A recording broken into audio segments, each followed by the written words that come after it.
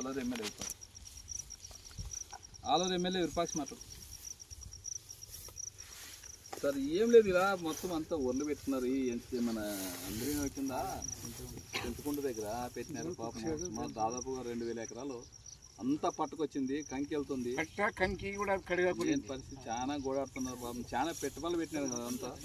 ఏం పరిస్థితి ఏమన్నా చెప్పి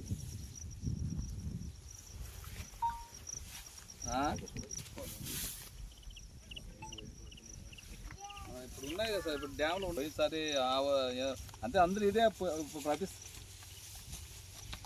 అంటే అది లైనింగ్ వరకు కింద నడుస్తుంది కదా, సైడ్ నడుస్తుంది, మధ్యలో ఏం చేస్తారు?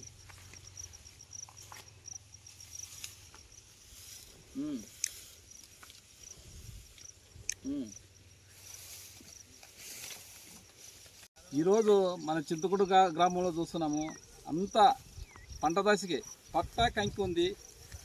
ఈరోజు అంత అన్యాయంగా ఈ కూటమి ప్రభుత్వము రైతులు నట్టేట ముంచింది ఈరోజు. ఎందుకంటే చూస్తున్నాం, మన రైతులకు పొలాల్లోనే ఉన్నాము, పొట్టదశి కంకిగానే వెళ్ళింది. ఆ కంకి వెళ్ళిన దానికి ఒకసారి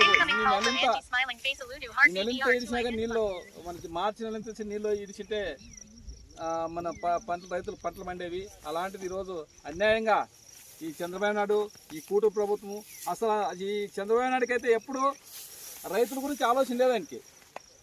అసలు రైతులు అనే వాళ్ళకి ఆయనకి అసలు ఇష్టమే లేదు. రైతాంగం అంటే ఆయనకి, మళ్ళీ రైతాంగం అంటే ఆయన ఎంతకి ఏమి, మళ్ళీ ఆయన అన్నం ఏం తింటున్నారో మాకు తెలియదు. కానీ ఇప్పుడు రైతులు పండిస్తేనే కదా మనము ఎవరైనా కానీ మనం అన్న తినేది, నోట్లోకి ముద్దుపోయేది.